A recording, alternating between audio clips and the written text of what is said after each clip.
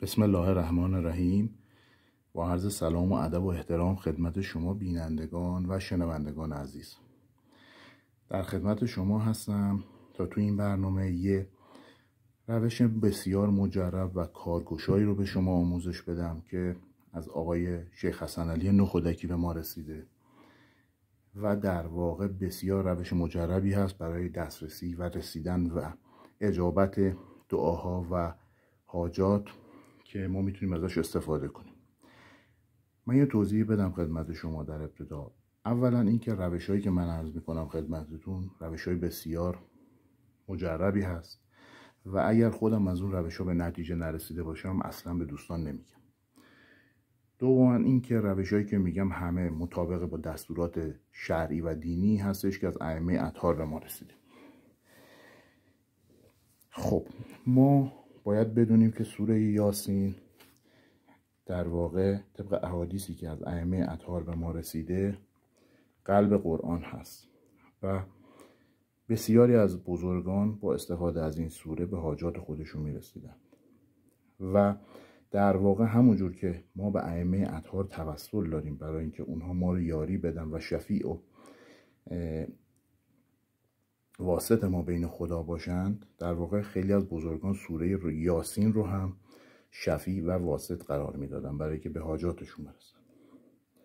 تو این روش میخوام یه آموزشی برای شما بگم که در واقع بسیار روش مجربی هست. از دوستان خواهش دارم که این روش ها رو که اگه انجام میخوان بدن حتما با ایمان و با اعتقاد انجام بدن که انشالله نتیجه حاصل بشه.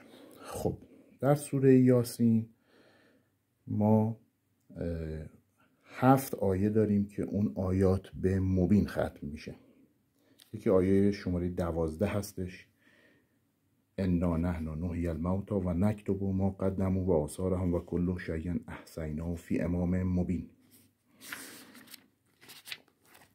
دیگری آیه شماره 17 هستش: قالوا ربنا یعلم انا و ما علینا الا البلاغ المبین. آیه شماره 17. دیگری آیه شماره 24 است: انی اذا لفی ضلال مبین. آیه بعدی آیه شماره 47 هستش: انطعم من لو یشاء الله اطعمه ان انتم فی ضلال مبین. آیه بعدی آیه شماره 60 است: الم اعهد الیکم یا بنی آدم الا تعبدوا الشیطان انه لکم عدو مبین. آیه بعدی آیه شماره 69 هست: ان هو الا ذکر و قرآن مبین.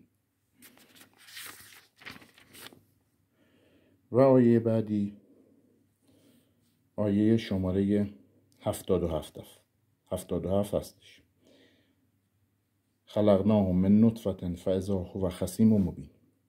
خب این آیات رو که بهتون نشون دادم 7 آیه‌ای هستش که در سوره یاسین به مبین ختم میشه. روش ختم به چه شکل هستش؟ به این شکل هستش که شما سوره رو شروع میکنید به خوندن. وقتی به در واقع مبین اول رسیدید، یعنی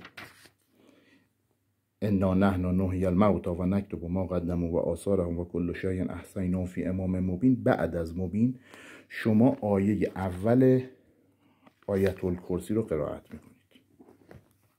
یعنی همین آیه الله لا اله الا هو الحی القیوم لا تأخذه سنة ولا نوم له ما فی السماوات و ما فی الارض من ذا الذی یشفع عنده الا باذنه یعلم ما بین ایدیهم و ما خلفهم ولا یحیطون بشیء من علمه الا بما شاء وسع کرسیه السماوات و الارض ولا یئوده حفظهما و هو العلی العظیم.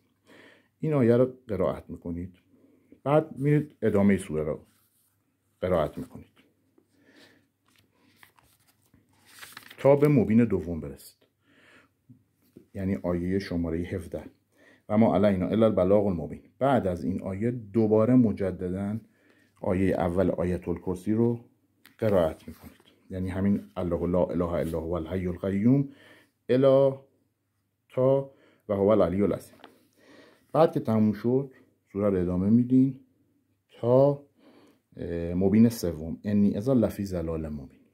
دوباره بعد از این آیه اول آیت الکرسی رو تا هو العلی العظیم قرائت میکنین. بعد که تموم شد سوره رو ادامه میدین و برای هر 7 مبین این کار رو انجام میدین. یعنی برای آیه 47 انی انتم الا فی ضلال مبین و تا آخر. این وسط یک کار دیگه باید انجام بدید. در آیه شماره 57 یه آیه‌ای داریم که آیه بسیار مهمی هست که در واقع قلب سوره یاسین هست. سلام قولا من رب الرحیم. همینطور که سوره رو دارین قرائت میکنین، بعد از قرائت اون 3 مبینی که خوندین و آیت الکرسی رو قرائت کردین، به این آیه که رسیدین، این آیه سلام قولا من رب الرحیم رو 70 مرتبه قرائت میکنید و ادامه میدین و به اولین مبینی که رسیدین مطابق روال قبلی سوره آیه اول آیت الکرسی رو قرائت میکنید. بعد به آیه شماره 69 که رسیدید باز همون روش رو انجام میدید و همچنین به آیه 77 که رسیدین باز رویه رو تکرار میکنید تا سوره تموم شد. بعد از انتهای سوره، یعنی و الیه ترجعون رو که خوندین در آیه 83، سوره تموم شد. شما با حضور قلب و با تمرکز اون خواستتون رو از خدای متعال میخواین و انشالله به امید حق حاجت شما برآورده میشه. فقط چیزی که هست، من خواهشم اینه که این کار رو با اعتقاد انجام بدید و نسبت بهش امید داشته باشید و بدونید که اجابت همه حاجات دست خدای متعال است. پس چی شد؟ گفتیم سوره یاسین رو قرائت کنید.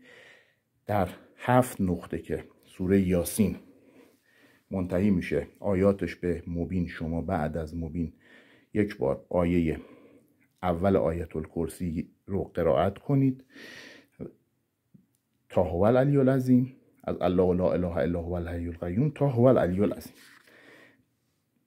در ادامه به آیه شماره 58 سلام قولا من رب الرحیم که رسیدین 70 مرتبه اون رو قرائت کنید و ادامه سوره رو انجام بدید تا مبین های بعدی که 3 تا مبین هم بعد داریم. اونجا هم همین آیت الکرسی آیه اولش رو قرائت کنید و سوره رو به اتمام برسونید و حاجاتتون رو بخواید. این روش بسیار مجربی هست، از آقای شیخ حسن علی نخودکی به ما رسیده و نوه ایشون آقای حجت هاشمی خراسانی اون رو به ما آموزش دادن. روش بسیار مجربی هست و من خواهشم اینه که با اعتقاد به این روش عمل کنید. خیلی ممنون، متشکرم از توجه شما.